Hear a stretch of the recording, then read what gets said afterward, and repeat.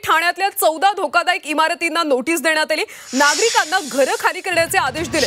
पुनर्वसनाला काहींचा विरोध आहे तर काही जणांचं समर्थन आहे। दरम्यान ही अतिशय वेदनादायक बाब असल्याचं अंजली दमानिया यांनी म्हटलं। हे दौलतनगर नावाची एक कॉलनी आहे, अतिशय सुंदर वसाहत आहे आणि असं असताना तिथली बिल्डिंग्स आणि सगळं अतिशय व्यवस्थित होतं।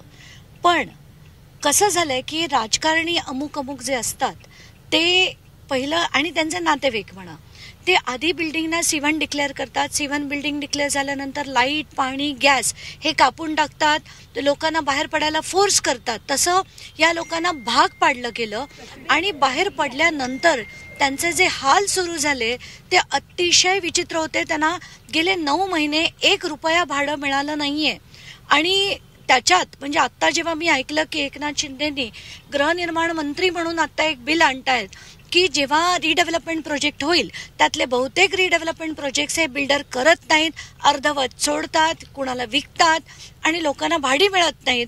म्हणून आता त्यांनी एक पॉलिसी आणली की आता लोकांना भाडं हे अपफ्रंट 3 वर्षाचं दिलं गेलं पाहिजे। आता हे म्हटल्यावर मी पहिलं ट्विट ते केलं होतं की हे त्यांनी त्यांच्या ठाण्यातून सुरू करावं, कारण आताच्या घटकेला पहिलं तर माझ्या बैठका 3 वेळा एकनाथ शिंदेंबरोबर झाल्या, त्यांचे व्याही जे लक्ष्मण कदम आहेत त्यांच्याबरोबर असंख्य वेळा झाल्या आणि त्यात मार्ग काढू असं सांगितलं गेलं। पण आता ती सगळी मध्यमवर्गीय लोक आहेत, त्यांना भाडं परवडत नाही। पण गेले 9 महिने यांच्याच व्याहींनी भाडं दिलं नव्हतं। म्हणून मला असं वाटत होतं की एकनाथ शिंदे यांना लोकांचा नक्कीच कळवळा आहे आणि एकीकडे आनंद दिघेंच्या ठाण्यात हे सगळं होताना पाहवत नव्हतं। मला कुठल्याही प्रकारच्या राजकारणात पडायची बिलकुल इच्छा नाहीये। म्हणून मी त्यांना पुन्हा फोन केला की हे योग्य होत नाहीये, तुम्ही तातडीने हे प्रोजेक्ट त्यांच्याकडनं काढून घ्या। खूप मोठा प्रोजेक्ट आहे तो, एका मोठ्या कंपनीला द्या, लार्सन अँड टुब्रोला द्या, इतर शासनाने घेऊन तो इतर कोणालाही द्यावा अशी विनंती मी त्यांना केली। आणि आज त्यांचा फोन आला आणि त्यांनी मला आश्वासन दिलंय की त्यांचा LOI रद्द करून ते दुसऱ्या शासनातर्फे ते लार्सन अँड टुब्रो किंवा इतर कुठल्याही तत्सम मोठ्या कंपनीला तो प्रोजेक्ट देणार आहे। ते ऐकून बरं वाटलं आणि लोकांनाही तिथे थोडासा दिलासा मिळालाय, कारण आत्ताच्या घटकेला त्या लोकांची ऐपतच नाहीये 30, 40, 50 हजार रुपये भाडं देऊन कुठल्या दुसऱ्या घरात राहायची। आणि खाली कोणी केलं, बिल्डिंग तोडून कोणी घेतली, ते जे पाटोदे नावाचे जे अधिकारी होते ज्यांच्यावर आत्ताच अँटी करप्शननी दाद टाकून ज्यांना पकडलं, तर हे सगळं जे अशी एक चेन झाली आहे ती कुठेतरी तोडून काढण्याची गरज आहे। म्हणून आज मी तिथे जाऊन लढले, पण त्याला यशही आलंय। आता पेपरवर जेव्हा होईल तेव्हा खरं मानणार। रहिवाशांची काही मागणी आहे का की याच बिल्डरकडे खरं तर पुनर्विकासाचा आमच्या इमारती गेल्या पाहिजेत आणि तिथून कुठेतरी त्यांचा विश्वास आहे? कोणत्या बिल्डरचं नाव त्यांनी सुचवलंय? नाही, त्यांनी कोणाचंच नाव सुचवलं नाहीये। त्यांना फक्त एवढंच वाटतंय की कुठल्याही चांगल्या कंपनीकडे ते गेलं पाहिजे, कारण बिल्डर्सवर फारसा लोकांना आता विश्वास नाहीये आणि हा प्रोजेक्ट फार मोठा आहे, जवळजवळ 3.5-4 एकर जमीन आहे।